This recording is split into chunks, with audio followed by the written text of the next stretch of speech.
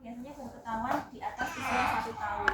Kecuali kalau ada permasalahan yang lainnya, misalnya ada gangguan pernafasan, ada gangguan jantung atau gangguan pencernaan dan lain sebagainya, itu biasanya baru dilakukan pemeriksaan lebih lanjut sehingga bisa diketahui lebih awal.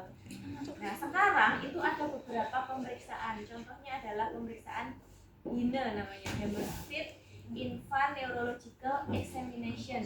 Bisa dipakai di bawah 5 bulan. Pemeriksaannya banyak banget, lebih detail sekali dan lebih rumit sekali. Contohnya gini, gambarannya. Salah satu pemeriksaannya adalah Grabs reflex, berbeda refleks kan? Refleks menggenggam itu harusnya mulai terintegrasi di usia berapa bulan?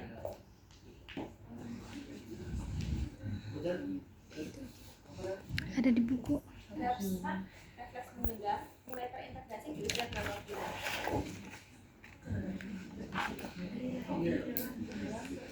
Iya, mulai terintegrasi atau hilang di usia berapa bulan? Jadi refleks itu sebetulnya nggak hilang teman-teman, tapi terintegrasi menjadi gerak fungsional. Ya kadang-kadang masih ada sih yang pakai istilah hilang di usia berapa. Sebetulnya dia nggak hilang, tapi terintegrasi atau berubah menjadi gerak fungsional di usia berapa? 6 bulan. Atau kadang-kadang tuh sebetulnya 4-5 bulan itu sudah mulai membuka, jadi nggak menggenggam terus. Nah, di pemeriksaan HINE itu ketika usia 5 bulan anak masih banyak menggenggam. Nah, itu termasuk kondisi yang patologis atau abnormal.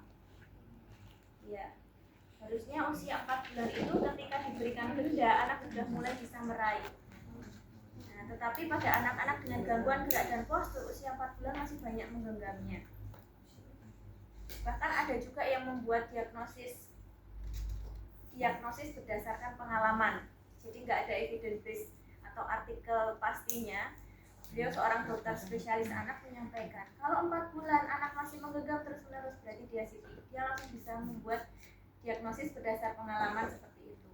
Karena seharusnya mulai 4 bulan itu anak sudah mulai banyak membuka. Harapannya dia sudah mulai banyak menggenggam atau membawa benda-benda. Dia sudah mulai tahu mengamati, membawa tangannya menuju ke midline tubuhnya. Kalau usia 0 sampai 3 bulan biasanya masih gerakannya tidak terkontrol kayak seperti ini. Mulai 4 bulan itu sudah mulai ke tengah, mulai mainan tangan 5 bulan. Kemudian kalau diberi mainan sudah mulai bisa menggenggam mainan tersebut. Nah, itu salah satu contoh pemeriksaan di HINE itu. Sekarang kita kembali ke pemeriksaan tonus. Nah, pemeriksaan tonus untuk mengetahui tonus ini ada spastis atau tidak menggunakan modified Ashworth scale. Cara pemeriksaannya adalah dilakukan secara pasif. Berarti dia melakukan full dari terapis. Pasien posisi rileks.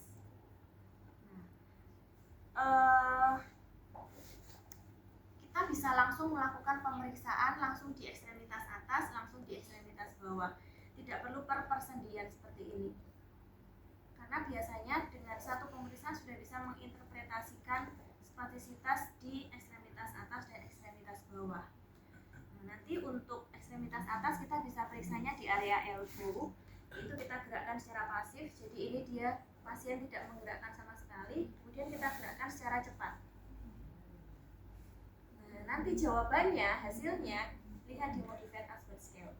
Adakah tahanan? Nah, kalau ada tahanan, ada di mana tahanannya? Apakah di akhir gerakan saja atau full? Ya, fullnya ini masih bisa digerakkan atau sulit digerakkan, atau hanya diam saja atau rigid. Interpretasinya teman-teman bisa baca, kemarin sudah saya sampaikan di PPT-nya. Jadi cara pemeriksaan untuk tonus dilakukan secara pasif, ya. Kita lakukan untuk ekstremitas atas melalui elbow joint-nya. Melalui elbow joint sudah bisa menginterpretasikan keseluruhan spasisitas di ekstremitas atas. Tidak perlu persendian.